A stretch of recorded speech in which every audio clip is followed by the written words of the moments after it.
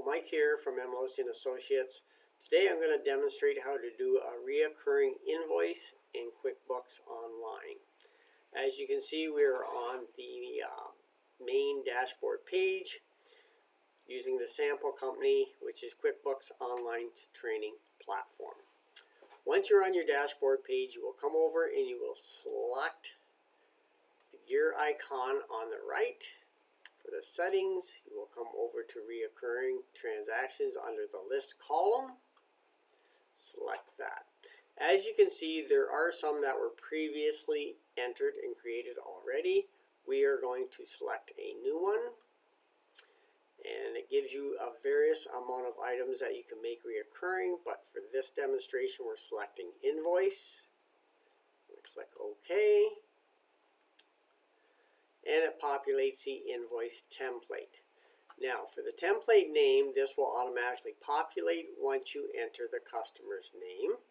This is going to be a scheduled once a month invoice that's going to be sent out to the client. So we're going to leave that as scheduled, but as you can see, it does give you some other options.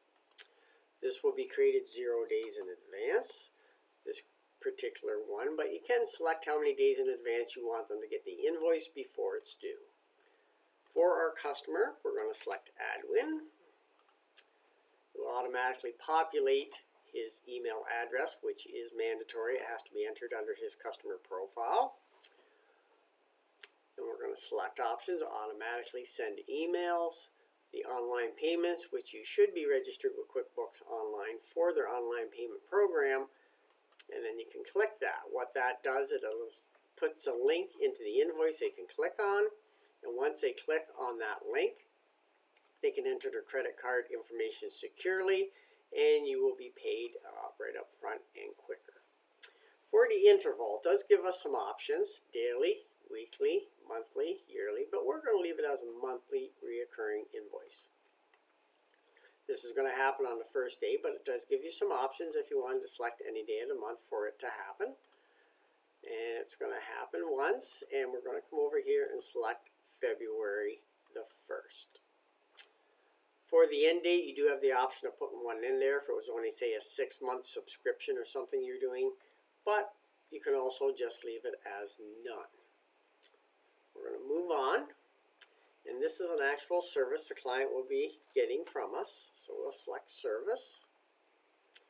You can enter a description if you would like. The rate's going to be $4.50.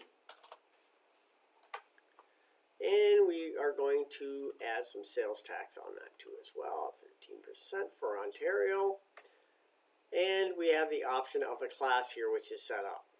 This class is mainly for reporting purposes. So for instance, if this client was a member of a sales manager that was looking after the North Territory, we can click here, select North. So when we do our reporting for the North, this information will populate.